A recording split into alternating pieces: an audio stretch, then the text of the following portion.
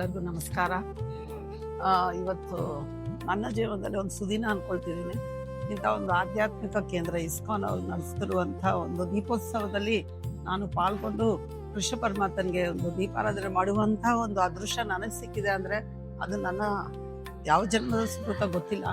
ಹಾಗೆ ಇಸ್ಕಾನ್ ಜೊತೆ ಅಂತೂ ನಾನು ಎಷ್ಟೋ ವರ್ಷಗಳಿಂದ ನಾನು ಒಂದು ಚಿಕ್ಕ ಪಾತ್ರ ಪೋಷಿಸ್ತಾ ಬಂದಿದ್ವಿ. ನಾನು ಕೊಟ್ಟಿದ್ದು ಸ್ವಲ್ಪ, ಬಟ್ ನನಗೆ ಸಿಕ್ಕಿದ್ದು ಜಾಸ್ತಿ ಅನಿಸುತ್ತೆ. ಅನೇಕ ಪುಸ್ತಕಗಳನ್ನು ಕಳಿಸಿದ್ರು ನನಗೆ ಇಸ್ಕಾನ್ ಬ್ಯಾಂಗ್ಳೂರಿಂದ.